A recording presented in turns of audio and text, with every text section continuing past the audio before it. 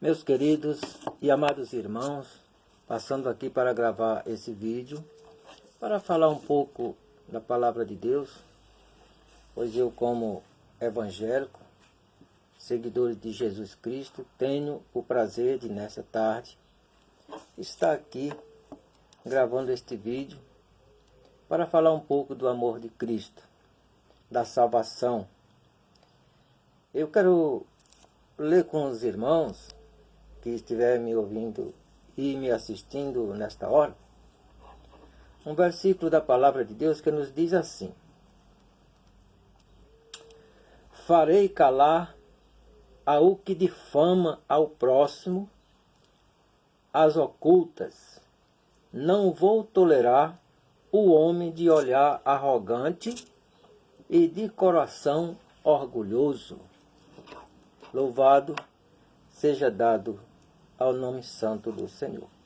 A palavra de Deus que nos diz nesta tarde que o Senhor não tolera a difamação, o Senhor não tolera o homem arrogante, o Senhor não tolera o coração orgulhoso.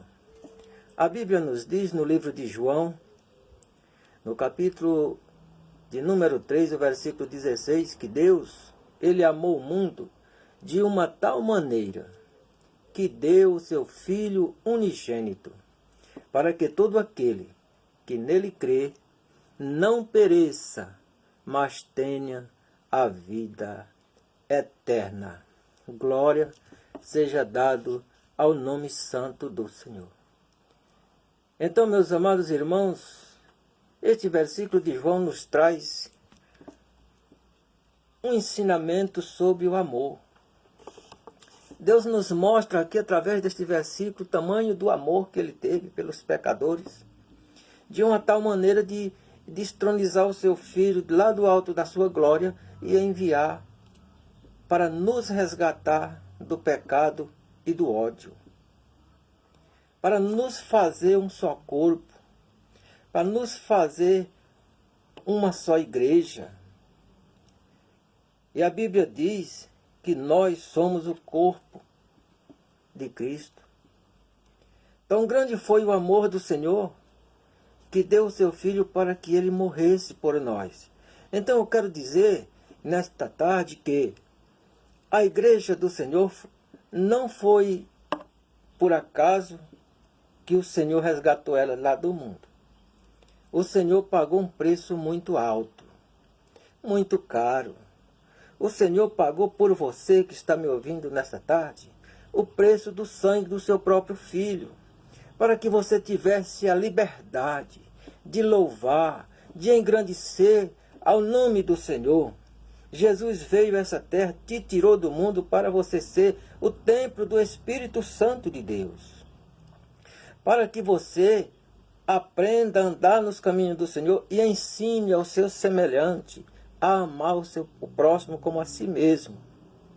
O Senhor te resgatou do mundo para que você fosse uma pessoa diferente do povo do mundo, para que você mostrasse na sua vida que você nasceu de novo. Foi o que ele ensinou a Nicodemos, que ele tinha que nascer de novo, começar uma nova vida com Cristo Jesus. Mas nós vemos nos últimos dias que a igreja do Senhor foi transformada. Deus, quando Ele enviou o seu Filho, foi para que nos desse amor, nos ensinasse a amar, nos mostrasse o seu tão grande amor que teve por nós.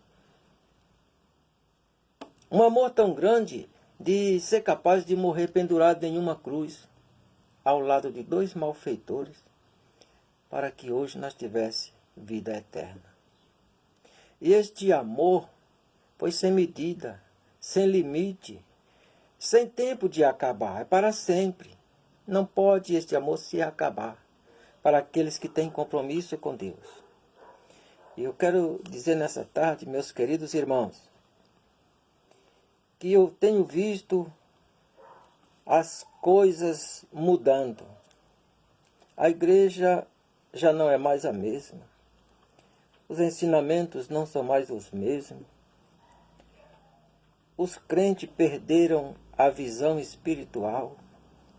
A maioria deles, não vou aqui generalizar todos não, porque tem muitos santos que ainda têm compromisso com Deus, ainda têm esperança de morar no céu, ainda têm o compromisso de levar a palavra, de pregar o evangelho, mostrar Jesus como o único e suficiente Salvador. Mas a maioria hoje mudou. Nós vemos o ódio no meio da igreja, nós vemos a dissensão, nós vemos a fofoca, nós vemos a ilusão, meu Deus. Tanta coisa acontecendo. Mas Jesus nos disse que havia de haver escândalos. Mas ai daqueles por quem o escândalo viesse. Nós estamos vendo hoje um escândalo tão grande no meio das nossas igrejas. Nós vemos que Jesus pregou o evangelho nessa terra com humildade. Uma única vez que Jesus se irritou, o único registro bíblico que tem Jesus irritado na Bíblia foi quando ele chegou no templo, lá em Jerusalém, que viu a sua casa transformada em uma feira, transformada em um ambiente de negócio. E Jesus se irritou ali e desmanchou tudo aquilo e falou para aquele povo: a minha casa é chamada casa de oração, mas vocês transformaram em covis de ladrões. E é o que nós temos visto, meus amados irmãos, nos dias de hoje, os templos que são consagrados ao nome do Senhor para ser pregado o evangelho, ministrado a palavra de Deus, hoje está sendo bancadas políticas. Nós vemos escândalo tomando conta das igrejas. Os pastores que foram chamados, eu quero dizer aqui para você, pastor, que tem uma igreja, que tem um rebanho que Deus confiou a você para que você cuidasse deles. Eu quero te dizer que este rebanho é santo. Este rebanho foi comprado pelo sangue de Cristo. Este rebanho foi comprado por um preço muito alto. E você não tem o direito de profanar o evangelho, transformando o púlpito, transformando o lugar sagrado, o santo dos santos, transformando ele em comitê político, não. Você foi chamado para mostrar o caminho do céu. Você foi chamado para ensinar as ovelhas a salvação. Você foi chamado para ensinar o amor. Você foi chamado para ensinar a comunhão. Você foi chamado para ensinar os irmãos a viver em união. Como João disse na sua carta universal, que o sangue de Jesus Cristo nos purifica de todo pecado. Mas se ele purifica, sim, se nós vivermos na luz como ele na luz está, e mantermos comunhão uns com os outros, o sangue de Jesus Cristo nos purifica de todo pecado. Cadê a comunhão que você está ensinando a seus ovelhas? Que você tomou conta? Você está colocando o povo uns contra os outros, com um negócio de política, pregando candidato nos púlpitos. Meus queridos, você não foi chamado para fazer política, não. Você foi chamado para pregar o evangelho. Deixa quem quiser votar em quem quiser. Cada um tem seu direito de liberdade. Cada um tem direito de escolher a quem quiser. O voto é secreto. Todo mundo tem direito de votar, mas deixa o povo em paz. Não fica dando pressão. Nós vemos que a maior denominação evangélica que trouxe o evangelho para o Brasil pentecostal, a Assembleia de Deus, é onde estão os maiores escândalos. Os maiores pastores que têm 20 e tantos anos de televisão, hoje tem o maior desbocamento nos púlpitos. É chamando os outros de ladrão, de bandido, de tudo quanto é coisa. Meu querido, você foi chamado para mostrar o caminho do céu. Deixa o povo em paz. Quem quiser se envolver com política, se envolva, mas você fique fora. Você foi chamado para rebanhar o rebanho do Senhor. Eu, como presbítero da Assembleia de Deus, quero dizer nessa tarde que muitas vezes eu até sinto envergonhado em dizer que pertenço à Assembleia de Deus por causa de tanto escândalo. Os maiores pastores estão transformando a casa do Senhor, a casa de oração, em covis de ladrões.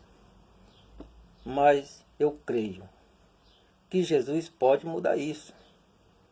Porque aqueles que têm compromisso com Ele, que têm compromisso com a palavra, que têm ainda a unção do Espírito Santo, não vai se deixar levar por ensinamentos mundâneos, nem de homem. Eu não quero aqui dizer que sou contra ninguém. Não, isso existe desde o começo do tempo, sempre existiam os políticos, tem os candidatos, mas não é para mim fazer politicagem, é para mim pregar o Evangelho, como ele é. Mostrar para os meus irmãos que Jesus é amor e que nós não somos daqui. Nós temos um compromisso de morar no céu. Jesus nos prometeu que ia fazer morada e quando ele fizesse vinha nos buscar. Então eu sou um daqueles que estou esperando e quero lhe convidar para você ser também.